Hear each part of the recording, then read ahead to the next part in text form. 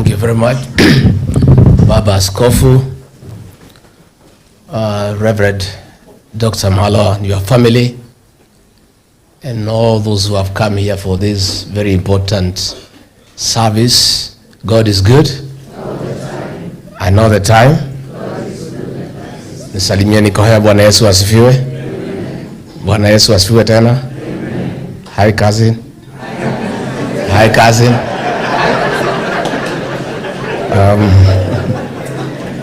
I want to say that I am very pleased to have had the opportunity to attend this wonderful service to celebrate a great man of God, Dr. Malo. Yesterday, I went to see Dr. Kalonzo because I was away in the United Kingdom for a week. And when I came back, he was in Sekuru. And you know now, when things are very tough, families stay together. So I had not seen my cousin for 10 days. So I think we live like 4 kilometers apart.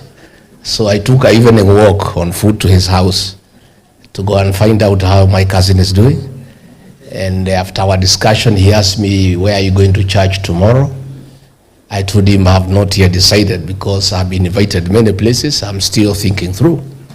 And then he said, please come and accompany me to go and celebrate a great man, a man who has given distinguished service to God and to the Church of Christ.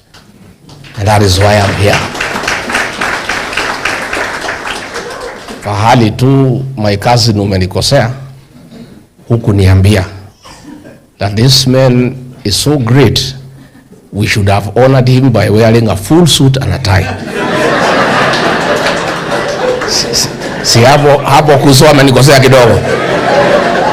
Najua sasa wewe kazi unaniambia maneno vile iko. So me and Malo, we apologize. Because listening to this testimony here, this is a great man. And we honor him. And Bishop, we agree that he is not retirement but transition. And great things are ahead. Listening vile anateremsha Kiingereza hapa, huyu tutahitaji mbele.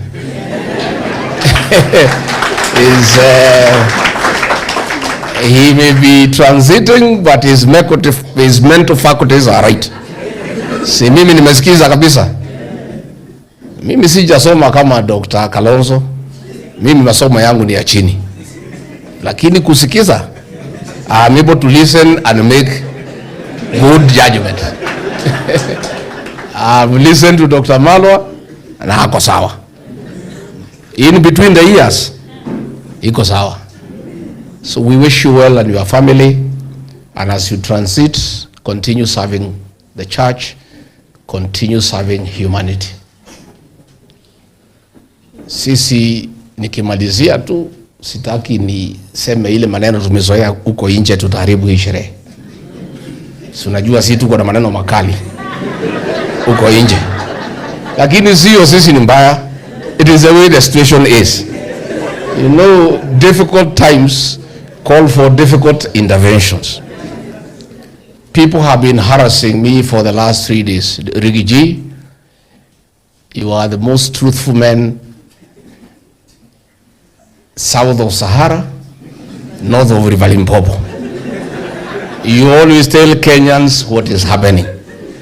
Ukisema mafuta ataongezwa na shilingi 40, inaongezwa na ngapi? Ukituambia gold inatoka Sudan, inakuwa. Wewe Rigiji, kwa nini hukutuambia hii maneno ya Ebola inaletwa Kenya? I have not spoken to that matter because I have actually been in shock. When I heard about it, I actually thought it is fake news. I thought it's AI. It has taken me time until my son, who is a medical doctor, Dr. Keith, came to see me yesterday morning and told me it is true. The United States government has said their citizens having Ebola should not step into their land because of the danger of any possible mishandling that can wipe the entire population of the United States of America. Then the United States of America have said, look for some country somewhere where we can take these people because we don't want them in our own. Woe unto us that the country has been identified as to where people with Ebola can be taken for quarantine, so that if something goes wrong, it doesn't go wrong in the United States, it is Kenya. We want to say this is wrong. We have nothing against the United States, but we are also a responsible country.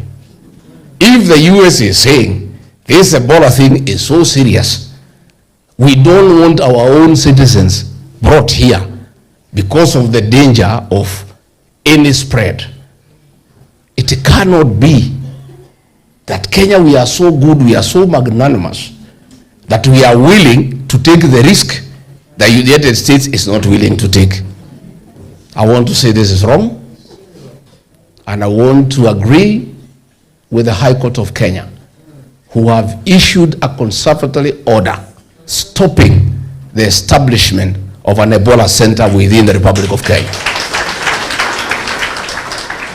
And my son was telling me, Dad, I've come to tell you as a medical doctor, for the first time, I'm very happy you are removed from office. I asked him, how come? He said, we felt humiliated, we felt treated badly. But today I'm happy you are not part of that government, because this is a reckless government. Had you been deputy president and a decision is made to allow the establishment of an Ebola Centre in Kenya, I will be embarrassed as your son and as a medical doctor. So I'm happy you are out of this government, because you cannot be part of that recklessness of endangering an entire population. I want, with a lot of tremendous respect to the United States of America, the United States of America is the greatest, largest democracy. We admire their democracy and their observance of the rule of law and constitutionalism. We learn from the United States. We are not yet there. We would like to be like the United States in matters of democracy and the observance of the rule of law. I want to ask the United States of America, since there is a court order stopping the establishment of that center in Kenya, show us a way in observing the rule of law. Don't join Kenya in disobeying a court order and practicing impunity.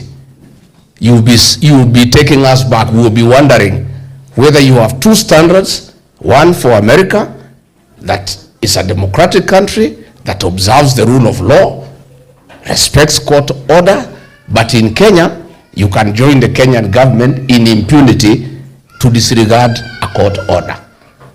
Because I'm told, despite the court order, equipment are being brought to Nyanyuki.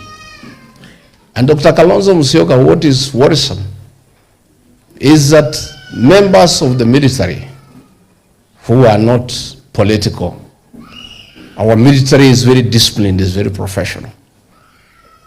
They have looked for me and they are telling us, speak for us. We don't want that center in Nyanyuki Air Base because we also live there. We have families. Anything can go wrong and we need to leave. So the soldiers are very unhappy, but they have no voice. The people of Laikipia, Dr. Kalonzo, Eugene Malo, have asked us to hold a meeting in Nyanyuki to give them an opportunity for public participation so that they can express themselves, so that the American government can know what the people of Laikipia feel. Because any decision that can affect people's lives, our constitution provides there must be public participation. The people of Laikipia were not consulted. The people of Kenya were not consulted. So I think in the course of the week, we'll organize a big public meeting in Nyanyuki, in Laikipia, to give the residents of that county an opportunity to express themselves as to how they feel and the danger that they see.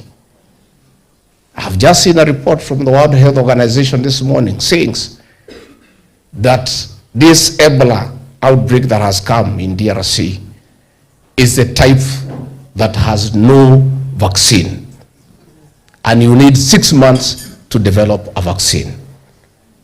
That report is also saying that in case of spread, 50% of those infected are not likely to make it. We cannot therefore endanger our country. And we are saying we have no problem assisting other countries, but we cannot assist them in what themselves they are evading. Ama siko namna hiyo? Si wa Amerika wanasema wanaogopa hiyo ugonjwa. Sasa kama hao wanaogopa, and we are also asking, a question has been asked to me this morning. If America, that is known to have the best health care system in the world, are not sure they can handle that outbreak, what about Kenya, where we are unable to handle malaria? What about Kenya, where we have no equipment to deal with kidney failure? What about Kenya, where SHA is not working? What about Kenya, where there are no drugs? If America, the way it is established, they have the best working health system in the world, to an extent that medical equipment in America, even hospital beds and other equipment like MRI scanners, they only keep them 2 years. They discard them, they get new equipment. If they are that advanced and they lack confidence that they can handle that Ebola, what about our country here? Na zile shida tuko nazo. Hata hapa Kenyatta National Hospital gloves hakuna. Hata GV inakosekana. Hata chakula ya wagonjwa hakuna. Sasa Ebola mtawezana naye? Wakristo mtawezana na Ebola? Tumekubaliana tusikubalie hiyo maneno hapa. Na hatuna ubaya. It's a reckless decision and the government must reconsider. We cannot endanger the Kenyan population. We have too many problems. SHA is not working. Watoto hawasomi, hakuna school fees. Barabara hakuna, maji hakuna. We can live with all those problems. Lakini hii ya kifo hii hapana. Hiyo hatuko tayari hiyo. Hiyo mtuzuie hiyo tafadhali. Mimi sitaki nipitishe hapo. Nimeshukuru sana mchungaji, asante sana. Nataka kukualika ukipata nafasi ukuje unitembelee wa Mnyoro.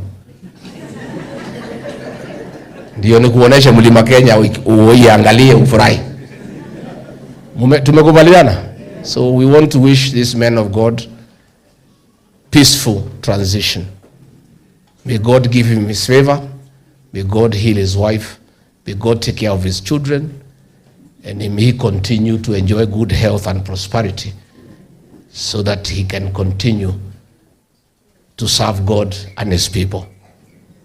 Wacha tualike huyu kuzo mwingine hapa. Wewe kuzo Eugene wa Malo.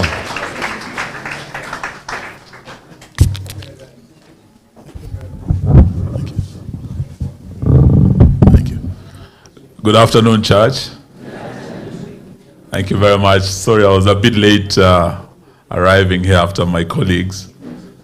I was in Western Kenya. We were mourning the chair of the Luhya Council of Elders yesterday.